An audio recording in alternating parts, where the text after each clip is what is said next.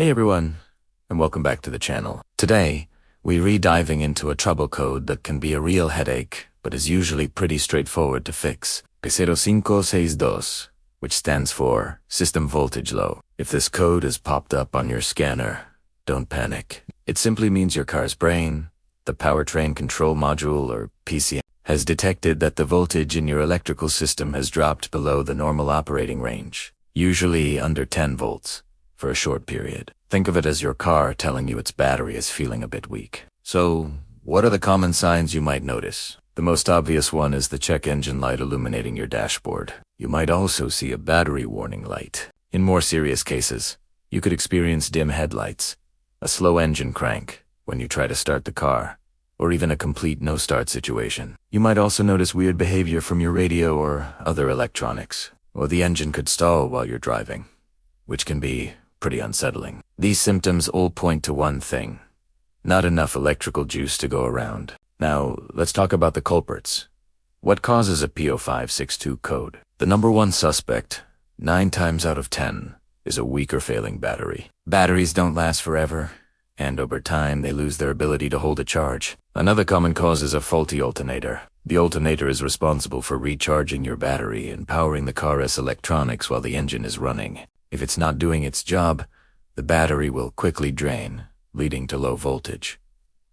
But it's not always the big components. Sometimes, the problem is much simpler. Corroded or loose battery terminals are a huge one. If the connection between the battery and the cables is poor, electricity can't flow properly. The same goes for the main ground wire connecting the battery to the car's chassis. A loose or corroded ground can cause all sorts of mysterious electrical gremlins, including this code. Finally, you could have damaged wiring or a blown fuse in the charging circuit, although this is less common.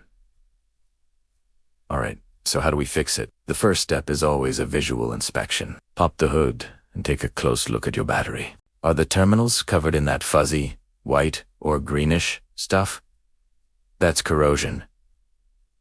Are the cable clamps loose? Check the main ground strap too. If you see corrosion, disconnect the battery negative terminal first. 10 positive, and clean the terminals and clamps with a wire brush or a dedicated battery terminal cleaner. A simple mix of baking soda and water works wonders too. Once they're shiny and clean, reconnect everything securely positive first.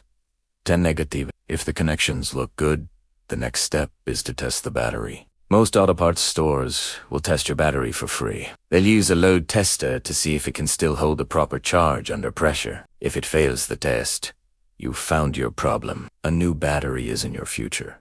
If the battery checks out, okay, our attention turns to the alternator. With the engine running, use a multimeter to check the voltage at the battery terminals. You should be seeing somewhere between 13.5 and 14.5 volts.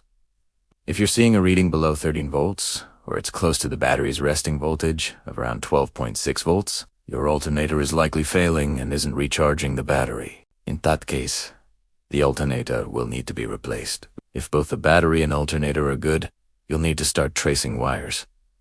Look for any signs of frayed, broken, or burnt wires between the alternator, the battery, and the fuse box. A wiring diagram for your specific vehicle is your best friend here.